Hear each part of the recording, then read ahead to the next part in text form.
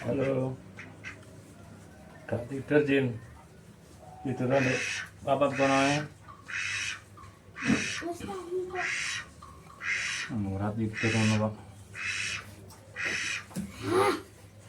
Iya ya.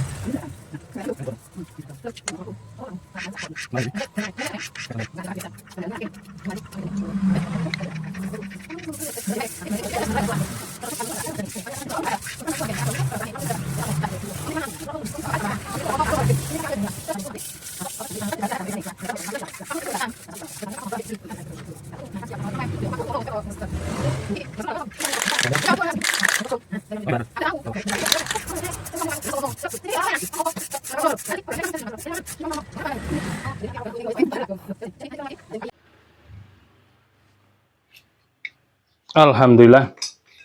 Oke, sarung serangka kayu untuk pisaunya Bapak Ilham sudah selesai kita kerjakan. Ini pisaunya sudah dari laser, minta digrafir nama, sudah beres.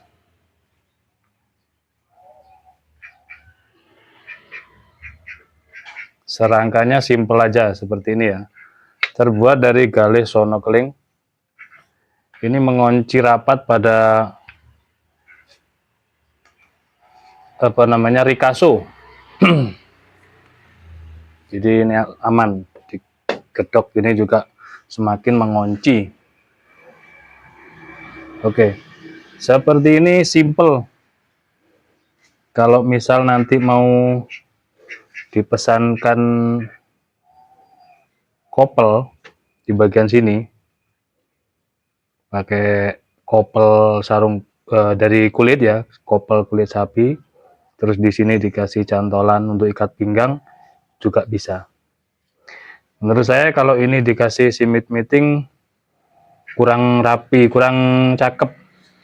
Kalau pakai simit meeting pasti nanti pakai sopal. Tapi kalau seperti ini, karena konsepnya ini kan pisau survive ya, pisau petualang, pisau rainbow. Untuk serangkanya sendiri galih sonokeling ini, cakep.